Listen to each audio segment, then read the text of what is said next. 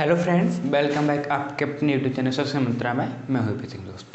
दोस्तों जैसा कि आप जानते हैं हमारा बैच चल रहा है। हमारा SSC, navy, air force, Y group तथा अन्य सभी कंपटीशन एग्जाम के लिए मैं आपको जीए के तथा जीएस पढ़ाता हूँ। उसमें दोस्तों मैं आपको भारत के इतिहास के बारे में बता रहा था। आज दोस्तों हम उसका नेक्स्ट पार्ट जानेंगे। और दोस्तों आज का जो पॉइंट है वो बहुत ही अहम होने वाला है। अहम क्यों दोस्तों? क्योंकि आज के जो पॉइंट में हम डिस्कस करेंगे मुगल साम्राज्य के बारे में। किसके बारे में दोस्तों? मुगल साम्राज्य के बारे में। उसके साथ साथ डिस्कस करेंगे दोस्तों मराठा साम्राज्य के बारे में। तो शुरुआत करते हैं दोस्तों मुगल साम्राज्य से। मुगल साम्राज्य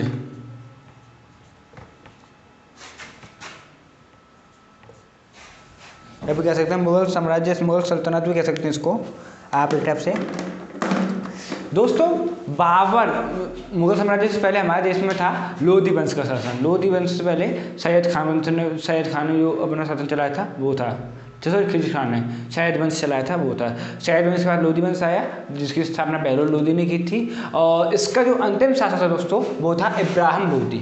इब्राहिम लोधी को सन 1526 ईस्वी में बाबर ने पानीपत एक जगह है वहाँ पे पानीपत के प्रथम युद्ध में हराकर मुगल साम्राज्य की स्थापना की। किसने की दोस्तों? बाबर ने की। तो पहला पॉइंट आता है इसमें कौन सा? बाबर का। अब हम थोड़ा पहले बाबर के बारे में डिस्कस कर लेते हैं। बाबर दोस्तों, बाबर ने पहला युद्ध कौन सा लड़ा था? पानीपत का। फर्स्ट पानीपत के युद्ध में, पानीपत का युद्ध, ठीक है। ये किसके साथ लड़ा दोस्तों? उसने इब्राहिम लोधी के साथ लड़ा था। इब्राहिम लोधी के साथ लड़ा था। दोस्तों बाबर के पूरा नाम जहीरुद्दीन बाबर था। सॉरी, बाबर का पूरा नाम है दोस्तों जहीरुद्दीन बाबर। और दोस्तों इसका जन्म सन 1483 ईस्वी में, कौन सी? सन 1483 ईस्वी में इसका जन्म हुआ था। कहाँ? फरगना नामक स्थान पर। फरगना नामक स्थान पर जन्म सन 1483 ईस्वी, सन 1483 ईस्वी में दोस्तों, ठीक है। इसका बाबर का जन्म हुआ था। पानीपत के प्रथम युद्ध में ये इब्राहिम लोधी से लड़ा था जिसमें जीता था। ये दोस्तों इसने प्रथम युद्ध लड़ा था वो था 1526 ईस्वी को लड़ा था, ठीक है। सेकंड युद्ध दोस्तों इसने खानवा का युद्ध लड़ा था। थर्ड युद्ध दोस्तों इसने खानवा के बाद इसकी एक ट्रिक बता दूंगा मैं आपको। तृतीय युद्ध उसने लड़ा था चंदेरी का युद्ध। और चौथा लड़ा था दोस्तों इसने घाघरा का युद्ध, ठीक है। मैं 4 युद्ध के बारे में आपको बता देता हूँ। सेकंड था दोस्तों इसका खानवा का युद्ध जो 1527 ईस्वी में हुआ था। थर्ड है इसका, ये सेकंड है। थर्ड था इसका दोस्तों कौन सा? चंदेरी का युद्ध।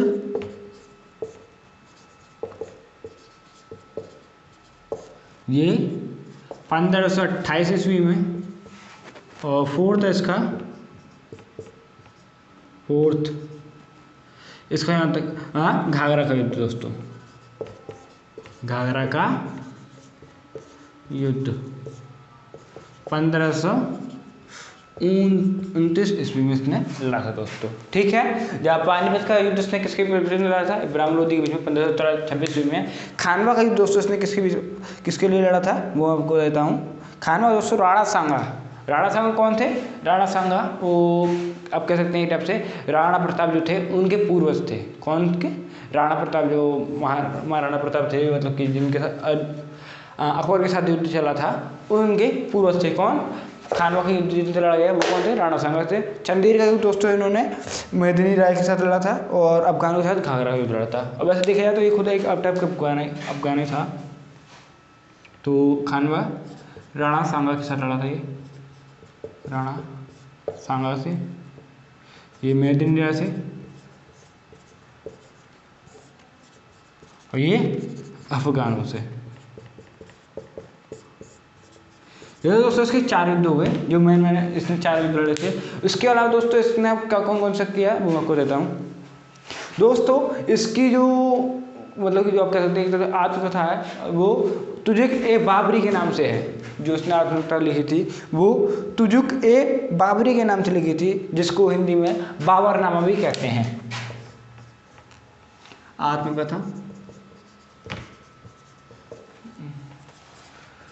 तुजुक ए बाबरी अर्थात बाबरनामा। ठीक है, ये इसकी क्या थी दोस्तों? आत्मकथा थी। किसकी? बाबर की। दोस्तों बाबर वैसे इससे पूर्व जितनी भी मुस्लिम शासक आए, चाहे वो आप कह सकते हैं अलाउद्दीन खिलजी तो खैर बहुत कट्टर में से एक शासक था, सिकंदर लोदी भी कट्टर शासक था, और बाकी कई शासक थे जो उससे पूर्व के जितने मुसलमान शासक सब ने दोस्तों हिंदुओं पर अत्याचार किए। लेकिन उनकी अपेक्षा जो उससे पूर्व आए थे उनकी अपेक्षा दोस्तों उसने हिंदुओं पर कोई भी वैसा अत्याचार नहीं किया।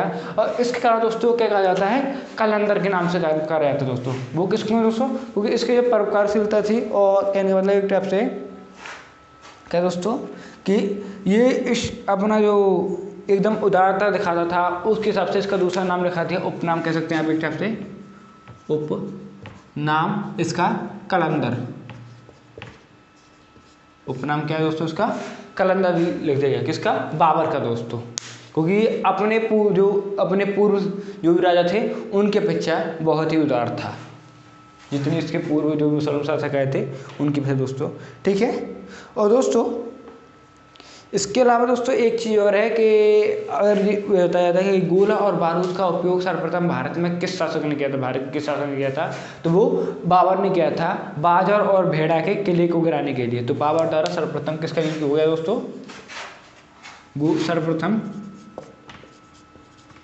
गोला बारूद का यूज किया इसने,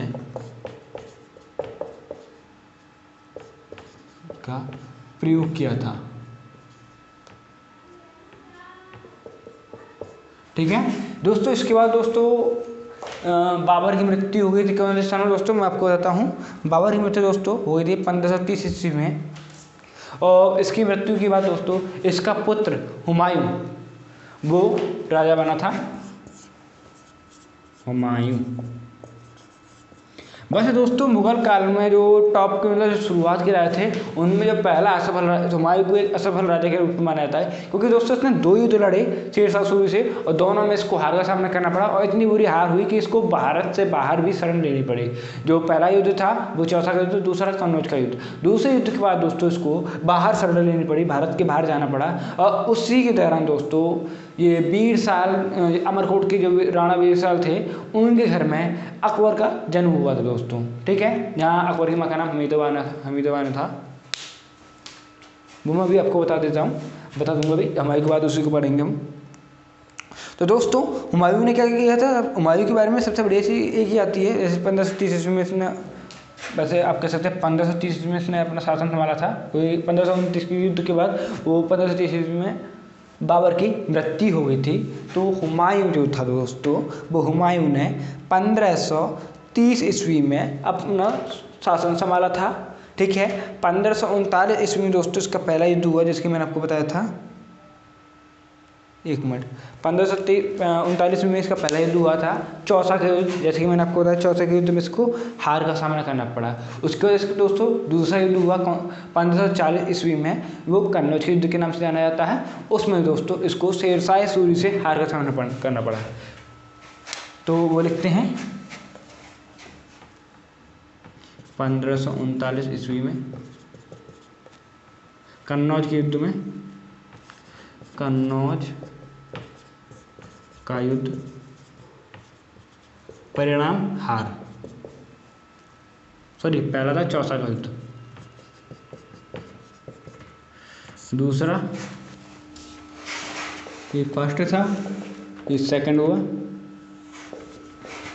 1540 ईस्वी में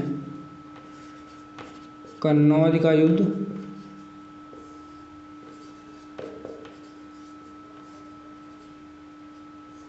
इसमें दोस्तों क्या हुआ? इसकी हार हो गई।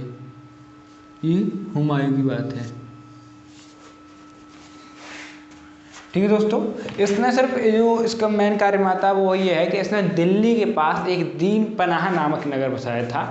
तो आप कह सकते हैं दीन पनाह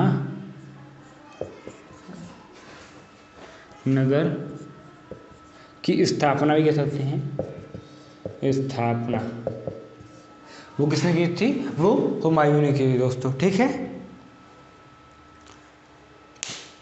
दोस्तों, आपको एक चीज़ बता देता हूँ इसके साथ साथ कि अक्सर ऐसा लिखा था, कई को बार क्वेश्चन में आया है कि अकबर का मतलब कि एक तरफ से अकबर का प्रेरणा स्रोत कौन था, और अकबर का मतलब कि एक तरफ से जो राजनीतिक गुरु बना जाता है तो वो कौन था, उसके लिए कोई वर्ड और दूसरा यूज किया जाता है, वो ध्यान नहीं आ रहा मेरे को, तो वो कौन था? तो वो उसके बारे में उत्तर आता है शेरशाह सूरी उसका प्रवर्तक था। एक तरफ से कौन था? शेरशाह सूरी अकबर का प्रवर्तक था, क्योंकि जो भी कार्य शेरशाह सूरी ने किए, शेरशाह सूरी ने वैसे हमारे लिए बहुत अच्छे अच्छे कार्य किए, जैसे कि उसने नहर वगैरह नई नई नहर खुदवाई, और आप जानते होंगे दोस्तों NH2 हाईवे जो है इसको ग्रैंड ट्रंक रोड के नाम से जाना जाता है, वो दोस्तों शेरशाह सूरी ने ही बनवाया था।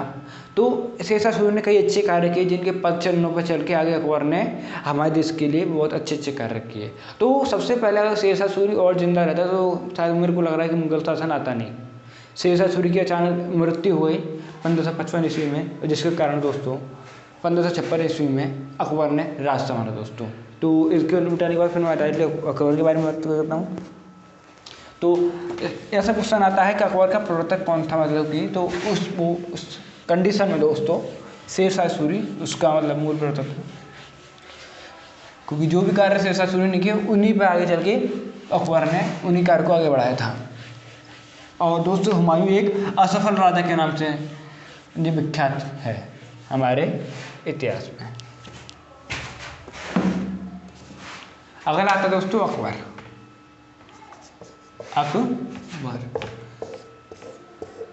ठीक है, इसके बारे में दोस्तों सब लोगों ने सुना ही होगा अकबर के बारे में, तो इसके बारे में बता देता हूँ मैं, पॉइंट बाय पॉइंट बताता हूँ। दोस्तों अकबर का जन्म जैसे कि मैंने अभी आपको बताया था कि अमरकोट के राणा बीरसाल के किले में हुआ था इसका जन्म। उस समय दोस्तों जब इसका जन्म हुआ था उस समय इसके पिता जो हुमायूं थे वो प्रवास पर थे, मतलब कि वो भारत से बाहर थे उस समय। तो उस समय इनका अमरकोट में हुआ था, और इसकी माँ का नाम हमीद बानो था। क्या था दोस्तों? इसकी माता का नाम क्या था? हमीद बानो था। तो वो मैं लिख देता हूँ,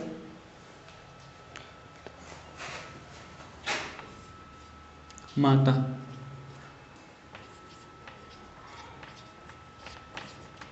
हमीदा बानो बेगम। ठीक है, ये अकबर की माता का नाम था। जन्म इसका 1500 अमरकोट में हुआ था, अमरकोट के महल में 1544 ईस्वी में। किसका दोस्तों? अकबर का। ठीक है, हमीदा बानो बेगम इसकी माता का नाम था।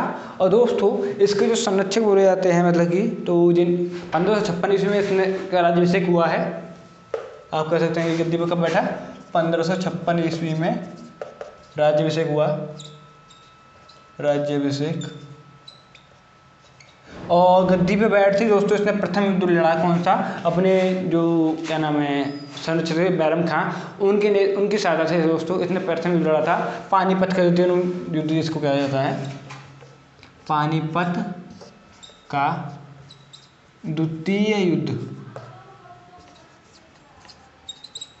ठीक है, वर्सेस किसके साथ लड़ा था दोस्तों? हेमू विक्रमादित्य के, हेमू विक्रमादित्य, जिसमें दोस्तों इसको जीत मिली थी। और दोस्तों अगर देखा जाए तो उस समय मात्र इसकी उम्र थी, आप यहाँ से लगाइए तो मात्र इसकी उम्र ये 1542 में इसका जन्म हुआ था, ये गलत हो गया। मात्र 14 साल की उम्र में इसने हेमू विक्रमादित्य के खिलाफ युद्ध लड़ा था और उसमें उसको जीत मिली थी। हाँ, ये बात है कि उस समय बैरम खां के संरक्षण में था ये, और बैरम खां की सहायता से उसने युद्ध किया था, लेकिन 14 साल की उम्र में युद्ध जीतना भी बहुत बड़ी बात है, इतना बड़ा युद्ध।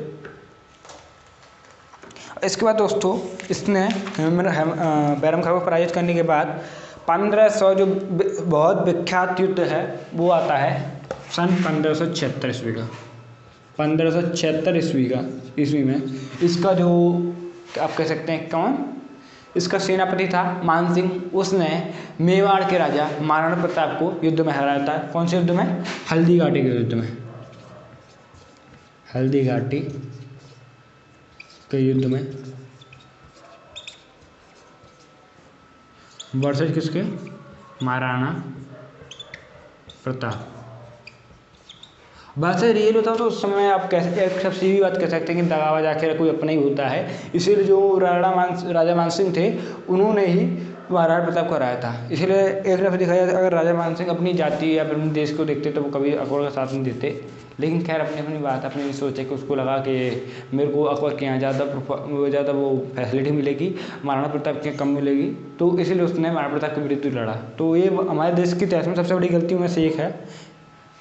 तो खैर आगे देखिए। और अक्सर बात दोस्तों क्या है कि हमारे देश में कई बार शुरू से ऐसा लग रहा है कि जैसे पृथ्वीराज चौहान ने जब मोहम्मद गौरी से लड़ा था उस समय जयचंद्र का साथ दिया था। आगे कि अगर आप देखेंगे तो दोस्तों दक्षिण भारत में एक नया राज्य उभर रहा था, वो क्या नाम है उसका, हाँ टीपू सुल्तान के रूप में टीपू सुल्तान ने मैसूर राज्य को उभारा था, जिसके बाप का नाम हैदर अली है, पर सबसे पहले उसने उभारा था, उसके बाद फिर टीपू सुल्तान ने उभारा। तो उस समय क्या हुआ कि मराठा, निजाम और अंग्रेज तीनों ने मिलकर टीपू सुल्तान के खिलाफ युद्ध लड़ा था। लेकिन अगर उसी समय अगर निजाम, मराठा और टीपू सुल्तान तीनों मिलकर अंग्रेजों के खिलाफ युद्ध लड़ते तो अंग्रेजों का उस समय सफाया हो सकता था, लेकिन जो होना था वो तो हो गया। आगे देखिए, अगर वो नहीं होता तो फिर हम इतिहास कैसे पढ़ते आज। तो और दोस्तों इसके अलावा दोस्तों 1571 ईस्वी में इसने एक शहर की स्थापना की, वो फतेहपुर सीकरी। 1571 ईस्वी में इसकी स्थापना की दोस्तों। फतेहपुर सीकरी की इसने स्थापना की, किसने दोस्तों, अकबर ने, ठीक है, 1571 ईस्वी में दोस्तों जैसे कि आप जानती हैं इसका जो इसने एक धर्म चलाया था जिसको नाम कहते हैं दीन ए इलाही धर्म।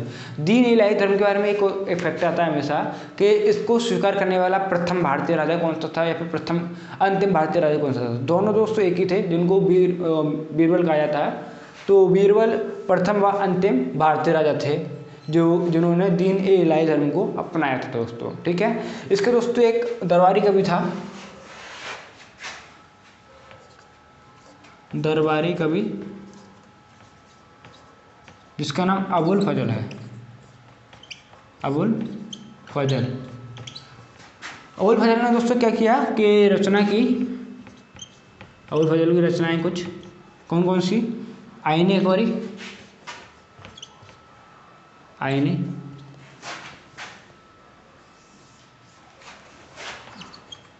अकबरी,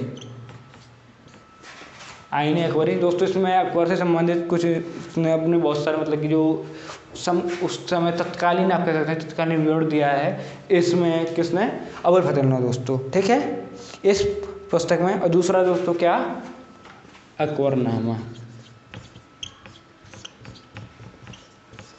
ठीक है।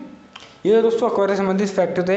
आइए अगले देखते हैं। और दोस्तों एक आध चीज़ और दोस्तों कि जो हमारे देश में मनसबदारी प्रथा लागू की थी वो किसने की थी, अकबर ने की थी। अकबर ने दोस्तों दास प्रथा का एंड कर दिया था हमारे देश में। उसके अलावा दोस्तों दास प्रथा का एंड करने के साथ साथ दोस्तों अकबर ने जजिया कर जो हिंदुओं पर लगता था उसको भी समाप्त कर दिया। किसने दोस्तों, अकबर ने जजिया कर को भी समाप्त कर दिया था दोस्तों, ठीक है। इसके अलावा दोस्तों जो तीर्थ यात्रा वगैरह पर जाते थे हमारे भारत के मतलब जो हिंदू वगैरह, तो उन सब का जो उस समय तीर्थ यात्रा का जो लगता था उसको भी अकबर ने पूरी तरह से हटा दिया था।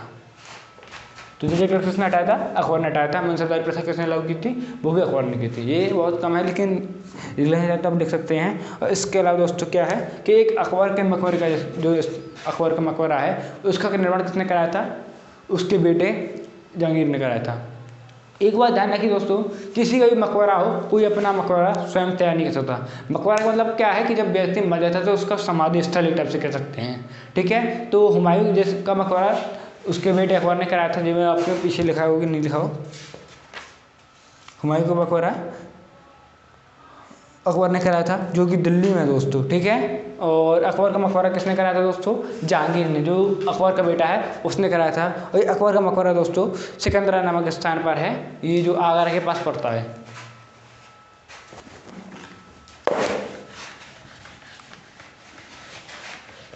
अब आते हैं अगले इसके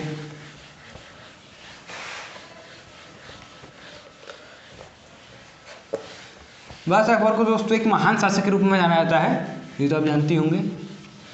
लेकिन अगर रियली देखा जाए रियलिटी में तो जोधा भाई के आने से पहले इसने भी अपना खूब नरसंहार किया है, और जोधा भाई आने के बाद इसने अपने हृदय पर मतलब एक तरफ से इसका हृदय परिवर्तन हो गया है।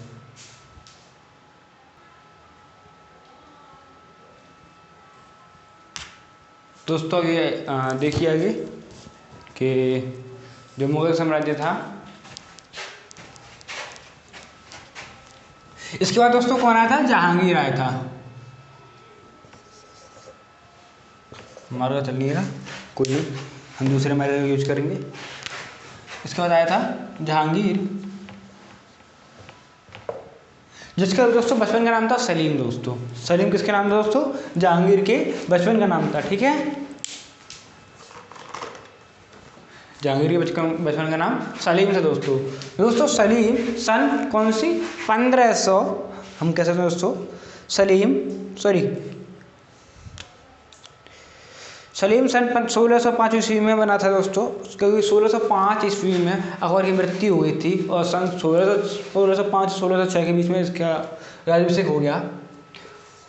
इसने दोस्तों राजनीति में बैठते ही, इसके राज्याभिषेक होते ही कहने का मतलब इसने अपने सबसे पहले अपने पुत्र खुसरो को अंधा कर दिया। दोस्तों क्यों? क्योंकि दोस्तों उसने विद्रोह कर दिया था, जिसके कारण इसको अंधा कर दिया।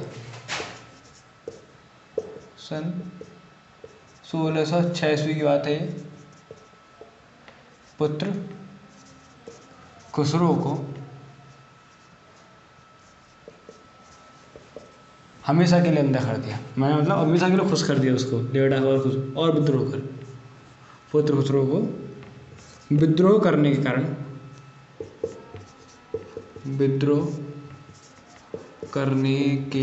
कारण, अंधा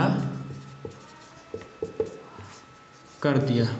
अब वैसे दोस्तों ये दिल्ली सल्तनत में मतलब कि हमारे शासनकाल में कोई बड़ी बात नहीं है कि पिता ने पुत्र को मार दिया, पुत्र ने पिता को मार दिया, तो ये सब होता आया है। ठीक है, जहांगीर ने दोस्तों जहांगीर के बारे में एक बात और है कि इसके काल को चित्रकला का स्वर्णकाल कहा जाता है। चित्रकला का स्वर्णकाल कहा जाता है दोस्तों इसके काल को, क्योंकि दोस्तों इसने एक बार ये भी कहा था कि अगर आप किसी प्रतिमा को मतलब कोई वो आप कह सकते हैं कि चित्र को मेरे सामने प्रस्तुत करें और उसमें दोस्तों उसी चित्र में किसी व्यक्ति का चित्र हो और उसमें कई अनेक कलाकारों ने अपना मतलब सहभागिता दिखाई हो, मतलब सभी कलाकारों ने मिलकर वो चित्र बनाया हो, तो मैं ये बता सकता हूँ कि इसमें आँख किसने बनाई है, नाक किसने बनाया है, मुंह किसने बनाया है और इसके बाकी की मतलब डिजाइन किसने की है। तो मतलब दोस्तों एक एक हल्का हल्का छोटा छोटा पॉइंट तक वो कर सकता है कि आँख किसने बनाई है, नाक किसने बनाई है। मैं दोनों को मतलब डिवाइड कर सकता हूँ कि ये इसने बनाया, ये इसने बनाया है। तो आप कह सकते हैं दोस्तों कि इसने चित्रकला को बहुत ज़्यादा सपोर्ट किया है, जिसके कारण दोस्तों इसके काल को चित्रकला का स्वर्णकाल कहा जाता है दोस्तों। ठीक है दोस्तों, अकबर के बारे में एक चीज़ मैं लिखना भूल गया, वो था कि अकबर ने आगरा किला, फतेहपुर सीकरी और बुलंद दरवाजा बनवाया था, पंचमहल बनवाया था। तो ये 4 चीज़ अकबर ने बनवाए थे। ठीक है, तो अभी हमें आगे 1 मिनट, तो इसीलिए इसकी चित्रकला स्वर्णकाल कहा जाता है। और इसके अलावा दोस्तों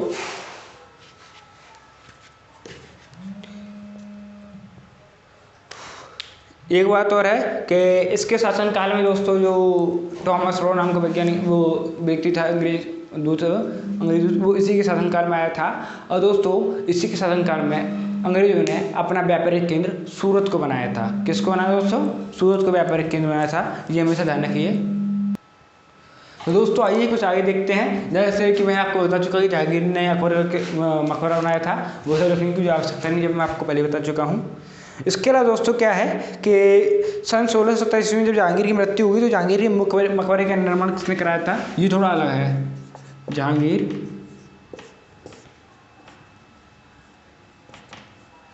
के मकबरे का निर्माण नूरजहां ने करवाया था, जो इसकी आप कह सकते पत्नी थी, ने करवाया था। ठीक है, किसने कहा था दोस्तों? नूरजहां ने जहांगीर के मकबरे का निर्माण कराया था। दोस्तों इसके बाद दोस्तों शाहजहां राजनीति में बैठा। कौन? शाहजहां। ये दोस्तों कौन सी सन में बैठा था वो मैं आपको बताता हूँ। ये दोस्तों जब इसकी मृत्यु हुई 1627 ईस्वी में, तभी ये शाहजहाँ राजत्व में बैठा। ठीक है, वैसे मृत्यु हुई तब कौन सी सन में बैठा ये ज़्यादा इंपॉर्टेंट नहीं है, जो इंपॉर्टेंट मैं वो आपको दिखा देता हूँ।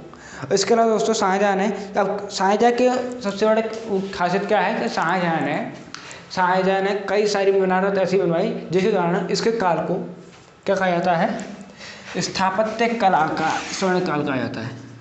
स्थापत्य कला का स्वर्ण काल कहते हैं। किसके काल को दोस्तों, इसके काल को, कौन का, शाहजहाँ के काल को। ठीक है, शाहजहाँ ने दोस्तों आगरा में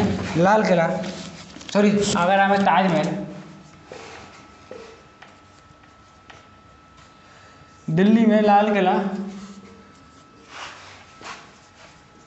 दिल्ली में दोस्तों इसने लाल किला बनवाया था। इसके अलावा दोस्तों इसने रंग महल व जामा मस्जिद का भी निर्माण कराया था।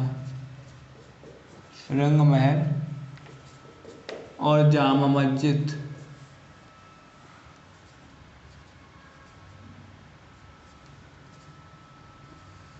का भी निर्माण कराया था दोस्तों। ठीक है, इसके काल क्या कहा जाता है, स्थापत्य कला का स्वर्णकाल कहा जाता है।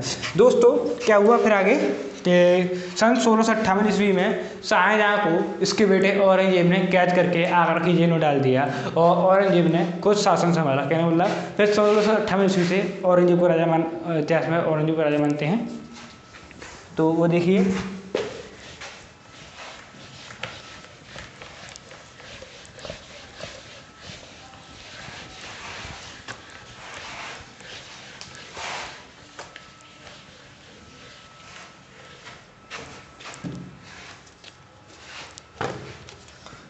औरंगजेब।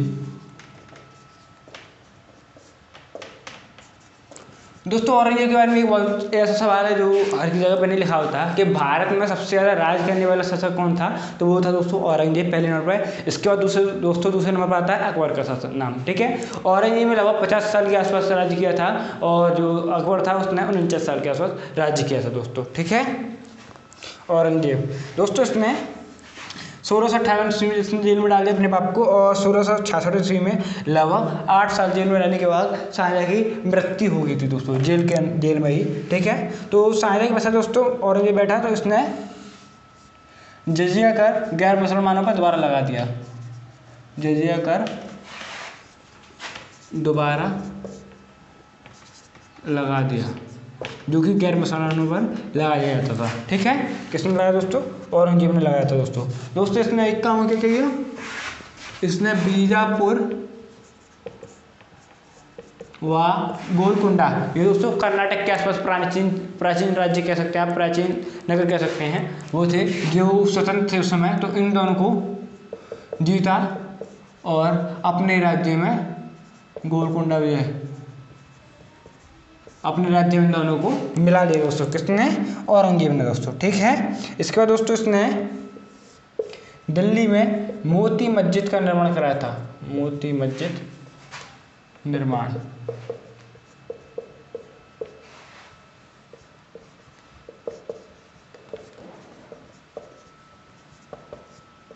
दिल्ली में इसने क्या करा दोस्तों, मोती मस्जिद का निर्माण कराया था। और सन 1666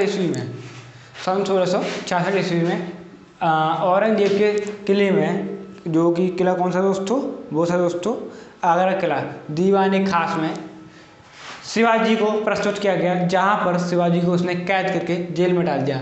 वो किससे, अपनी कूटनीति दोस्तों। लेकिन उसके बावजूद शिवाजी वहाँ से भागने में सफल रहने के बाद उन्होंने अपनी सेना दोबारा से तैयार की और फिर इस पर दोबारा से अटैक किया दोस्तों। ठीक है, तो दोस्तों फिर एक बात और है कि इसका इतना खौफ था अपने वहाँ पे, तो इसको जिंदा पीर कहा जाने लगा। किसका उपाधि इसको कौन सी मिली, शाही दरवेश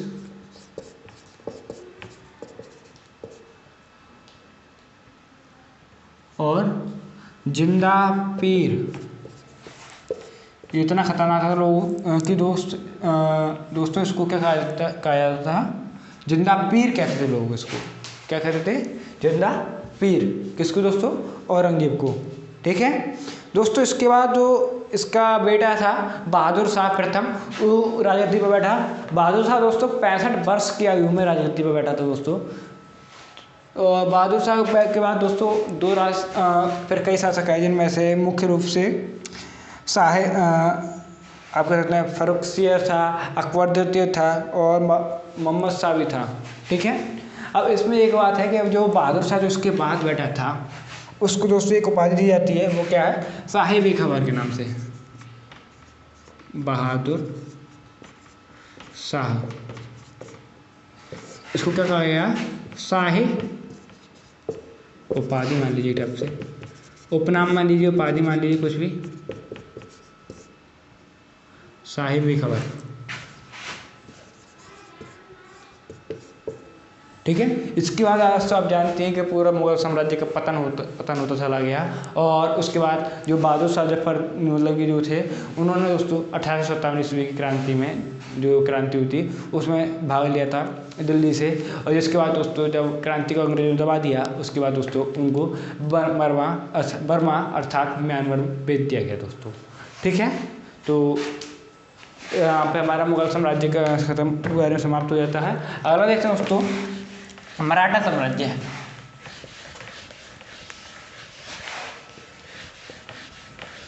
मुगल साम्राज्य के बारे में जो मैंने चीज पूछी जाती है वो सब मैं आपको बता चुका हूँ।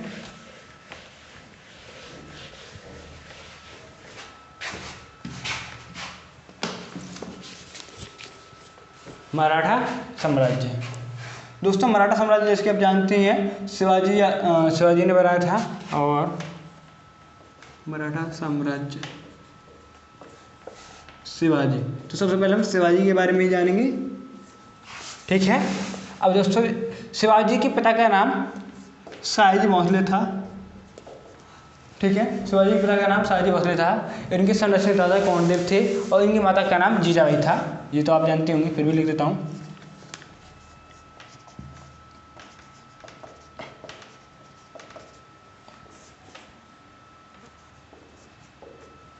माता जीजाबाई।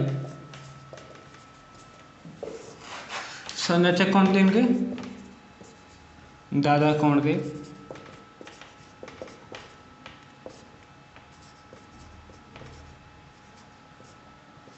इसके फिर इनके संरक्षक थे किनके, शिवाजी के। शिवाजी का राज्याभिषेक दोस्तों राजगढ़ में हुआ था, रायगढ़ में, सॉरी।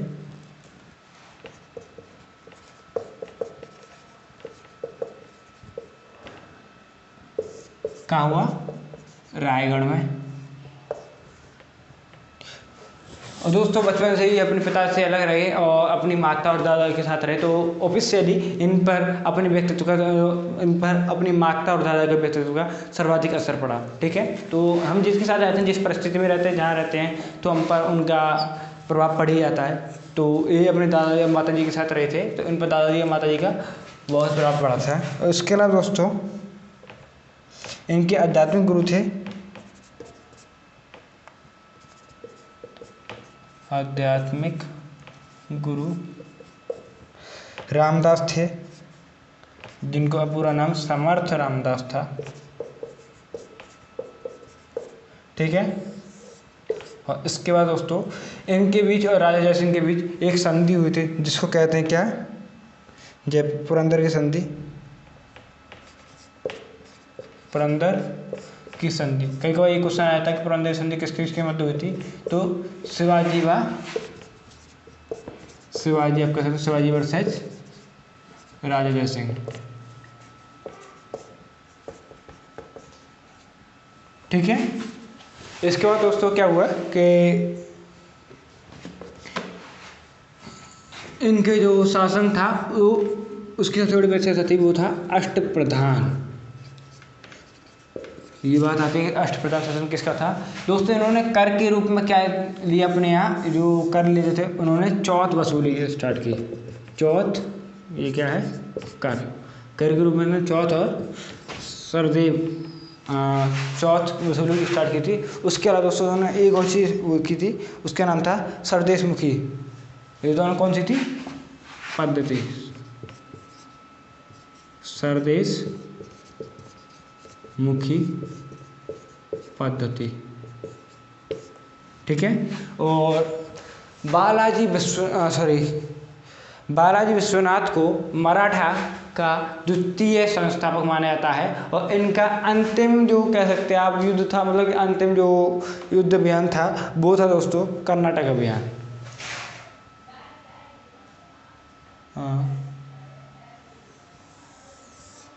अंतिम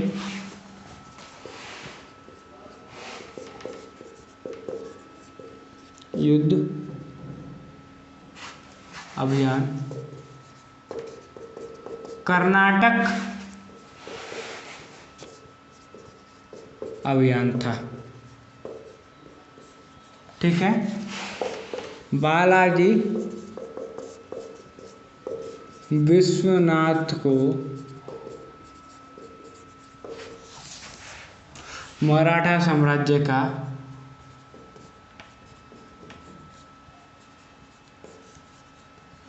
द्वितीय संस्थापक कहा जाता है,